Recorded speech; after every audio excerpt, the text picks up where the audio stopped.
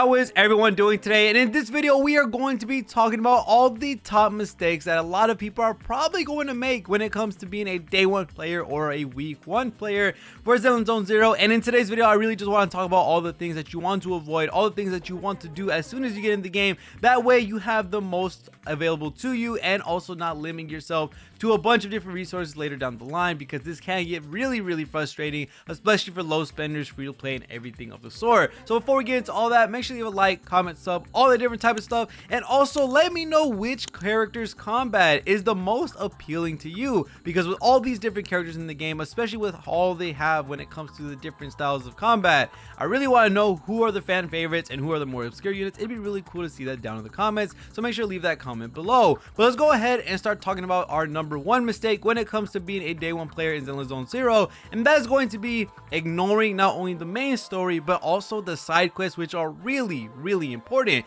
And the reason I say the side quests are really important is because a lot of the mechanics in the game that are going to be in your overworld portion of Zenless are tied to side quests. There's going to be a coffee shop, there's going to be a convenience store, and there's also going to be a W engine store, and these don't unlock unless you do their related side quests. Sometimes it's like you saving the stock, sometimes it's saving the delivery person, finding some coffee beans or something like that. There's going to be different versions of different side quests for these different areas, which allow them to progress further in and also allow you to unlock the store so that you're able to use them later down the line. So you really want to make sure that you're getting these done as fast as possible. That way you're able to use the resources that they give, especially the coffee shop, because the coffee shop gives you a free stamina refresh every single day, which is a really cool thing to go for, and it also gives you extra additional buffs. So I want to make sure, do not ignore the side quests because they are going to be tied to certain mechanics, so you want to get them done as fast as possible. Another thing that we're going to talk about when it comes to the story aspect of Zenless Zone Zero,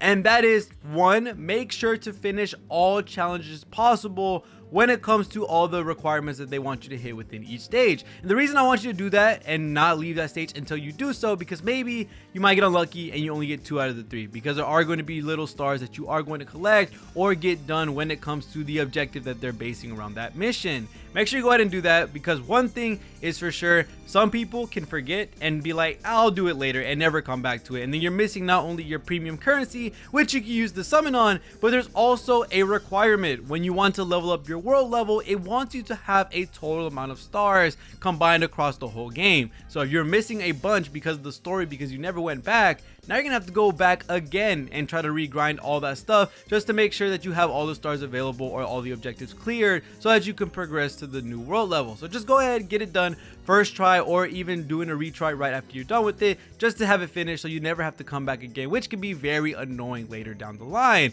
There's really cool things when it comes to the story, and another mistake that I do want to preface really quickly before we get into the other things is that don't let the TV mode discourage you at the very beginning. I have zero idea if they changed it when it came to live release up until from CBT2 to CBT3, but one thing I can assure you is that from CBT2 to CBT3 there was a lot less TVs. I mean, an insane amount of reduction when it comes to how much you see after the tutorial. The beginning, a lot of it is going to be TVs when it comes to the portion that is the tutorial, but once you get past chapter 1, you will basically never see them again. You will always see them maybe 1% or 2% of the time out of your whole time playing the game, which is a very good thing. I have zero idea if they removed it even more into live release, which I would love if they did, but there are going to be a good fair amount at the beginning, but I promise you it's not going to last very long. Just push through it. It's honestly not that bad because it is tied to the story, so it's not a lot of bare or empty space, and they do have a lot of combat missions within the TV mode, so it also pads that out as well with enough gameplay to keep you satisfied until you finish the tutorial. So don't let that discourage you when you're ending up playing the game. The next thing, of course, as a Hoyo, I guess you say necessity of Hoyo basic, is to never let your stamina overcap. As soon as you unlock your stamina and as soon as you lock the VR trials, which are the management resources that you are going to be using when it comes to your traces or your talents, however you want to say it, from Genshin and Star Rail, when it comes to your level up materials, XP materials, all that different type of stuff is going to be inside the VR trial. So as soon as you get your VR trials, as soon as you get your stamina, go ahead and burn it so that way it can accumulate up while you're waiting to play the game even more, or when you wake up in the morning and you're able to go ahead and regrind another set of materials. You don't want to waste out on that XP, and the further you in your level when it comes to the world level and also your personal level, gives you the access to a lot more different stages, way more resources in the future, and it's just going to be an overall great thing for you. you. The next thing is going to be something that a lot of people end up doing when it comes to them being a brand new account. Of course, because you're a new player, you want to try out a bunch of different characters, but there is one thing I want to say for sure, and that is not to over invest in your roster. One reason I want to say that is because although at the very beginning it might seem like you have a lot of resources available to you to be able to level up almost everyone,